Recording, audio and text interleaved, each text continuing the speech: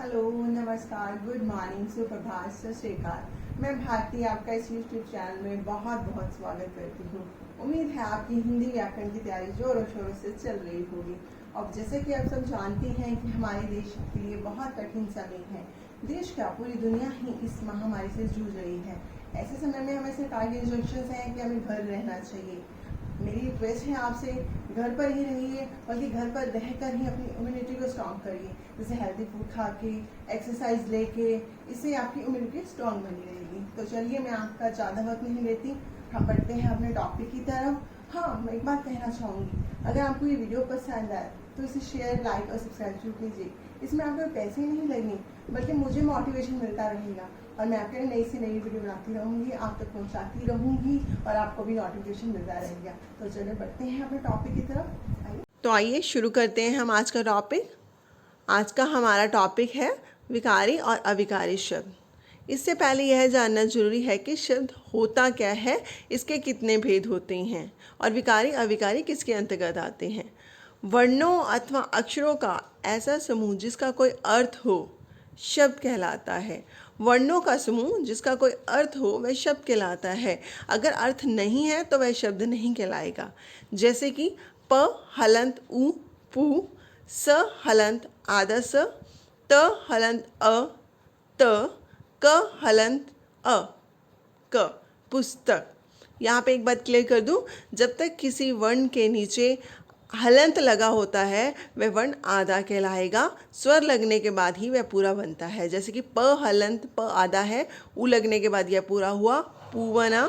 स हलंत स आधा है, त हलंत अ त, क हलंत अ क, ये बना पुस्तक।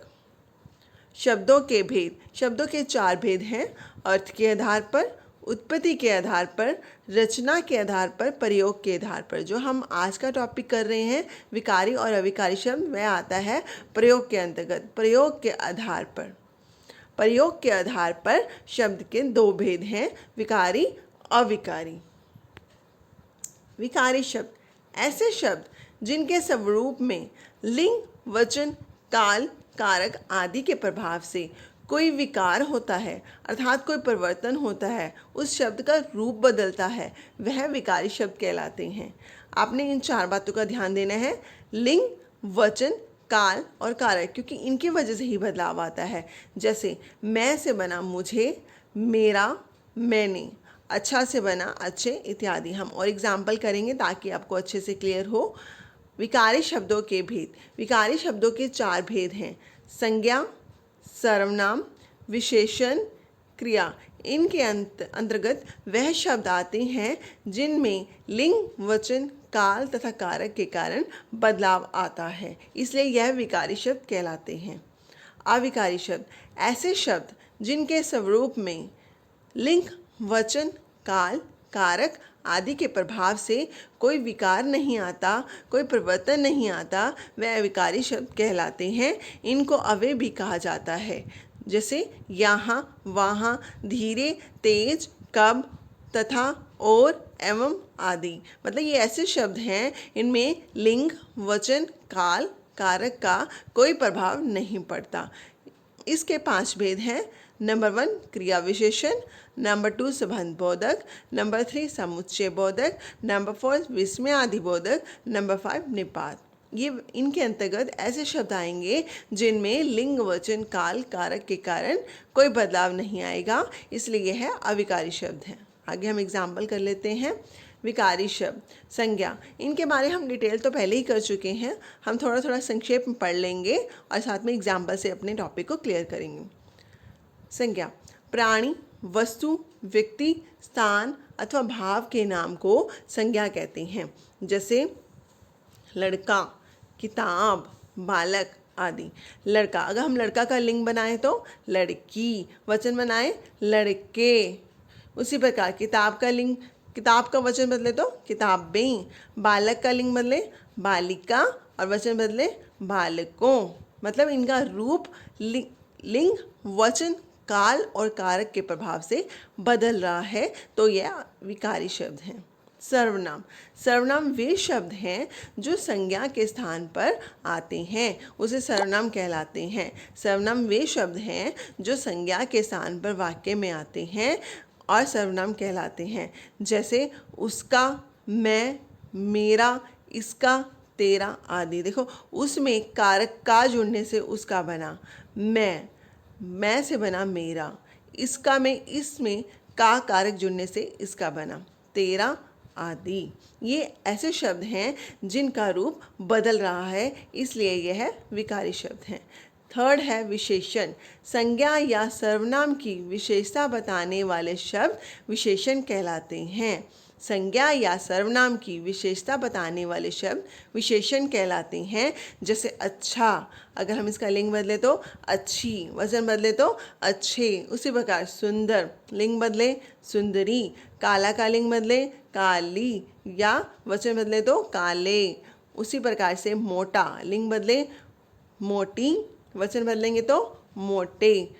गोरा, गोरा का लिंग बदला जाएगा तो गोरी, और वचन बदले तो गोरे आदि। ये ऐसे शब्द हैं जिनमें विकार आ रहा है, जिनका रूप परिवर्तन हो रहा है। नेक्स्ट है क्रिया।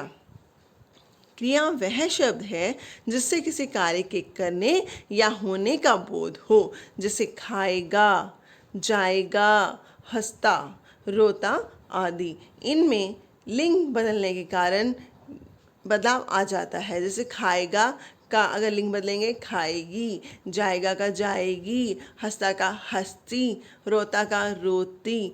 मतलब इन यहाँ पर ऐसे शब्द आते हैं जहाँ पर लिंग, वचन, काल या कारक के कारण बदलाव आ रहा है, इसलिए यह विकारी शब्द कहलाते हैं।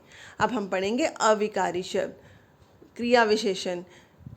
क्रिया की विशेषता बताने वाले अव्यय शब्द को क्रिया विशेषण कहते हैं। क्रिया की विशेषता बताने वाले शब्द को क्रिया विशेषण कहते हैं। जैसे लगातार, अचानक, ऊपर आदि। और एग्जाम्पल देते हैं। जैसे लगातार से हमने बनाया कि वह लड़का लगातार चल रहा है, या वह लड़का लगातार काम कर रहा है। अगर हम इसका लिंग बदलें तो क्या बनेगा? वह लड़की लगातार काम कर रही है। यहाँ पर लिंग बदलने पे लड़का का लड़की तो हो गया, पर लगातार शब्द में कोई बदलाव नहीं आया, इसलिए यह अविकारी है। नेक्स्ट है संबंधबोधक अव्यय। ऐसे शब्द जो संज्ञा और सर्वनाम शब्दों के साथ आकर उनका संबंध वाक्य के अन्य शब्दों के साथ प्रकट करें, उन्हें संबंधबोधक कहते हैं। जैसे के पास, के आगे, के द्वारा, के लिए आदि। जैसे और एग्जाम्पल लेते हैं, उस लड़के के पास मोबाइल है। यदि हम इसका लिंग बदलें तो उस लड़की के पास मोबाइल है। यहाँ पे लड़का से लड़की बन गया, पर के पास शब्द में कोई बदलाव नहीं आया, तो यह हमारा अविकारी शब्द है। समुच्चय बोधक अव्यय।